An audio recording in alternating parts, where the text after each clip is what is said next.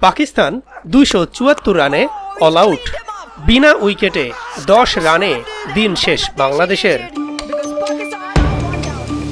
প্রিয় দর্শক, অনুরোধ রইল ভিডিওটিতে একটি লাইক দিয়ে আমাদের ইউটিউব চ্যানেলটি সাবস্ক্রাইব করে দিবেন এবং ভিডিওটি সম্পর্কে আপনার মূল্যবান মতামত কমেন্টস করে জানাবেন। রাওয়ালপিন্ডিতে প্রথম টেস্টে ১০ উইকেটের জয় তুলে বাংলাদেশ একই মাঠে দ্বিতীয় টেস্ট খেলছে, সিরিজ জয়ের দারুণ সুযোগ চোখে রেখে। প্রথম দিনের পুরোটাই কেড়ে নিয়েছে বৃষ্টি। আজকের দ্বিতীয় দিনেই খেলা হয়েছে প্রথমবার, আর তাতে দিন শেষে হাসি মুখে মাঠ ছেড়েছে বাংলাদেশ দল। দিনের শুরুটা হয়েছিল প্রথম ওভারেই তাসকিন আহমেদের বলে আবদুল্লাহ শফিকের বোল্ট দিয়ে। এরপর সাইম আইয়ুব ও শান মাসুদ 50 করলেও দুজনকেই ফিরিয়ে দিনটি নিজের করে নিতে শুরু করেন মেহেদী হাসান মিরাজ।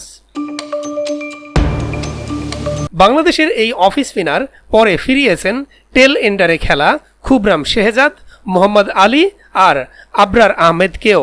পূর্ণ করেছেন টেস্ট ক্রিকেটে ১০ম ইনিংসে ৫ উইকেটের মাইলফলক।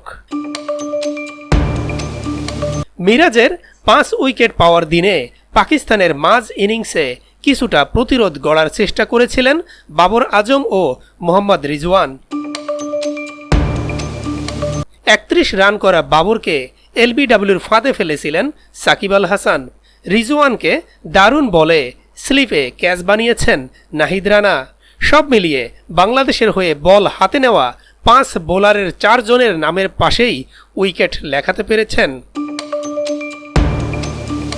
এর মধ্যে ৬১ রানে ৫ উইকেট মিরাজের, শরীফুল ইসলামের বদলিনামা তাসকিনের সাফল্য ৫৭ রানে ৩ উইকেট। সাকিব ও নাহিদ নিয়েছেন একটি করে উইকেট। নামের পাশে উইকেট নেই হাসান মাহমুদের।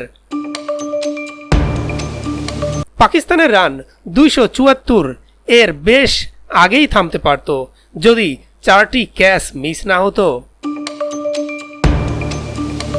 দিনের শেষ বেলায় ব্যাটিং নামার পর বাংলাদেশ ব্যাট করেছেন ২ ওভার। মীর হামজার প্রথম বলে সাদমান ক্যাচ দিয়ে বেঁচে যাওয়ার পর অবিচ্ছিন্ন থেকেই মাঠ ছেড়েছে বাংলাদেশের ওপেনিং জুটি। বিনা উইকেটে ১০ রান নিয়ে দিন শেষ করা বাংলাদেশ কাল মাঠে নামবে পাকিস্তানের চেয়ে ২৬৪ রান পিছিয়ে থেকে।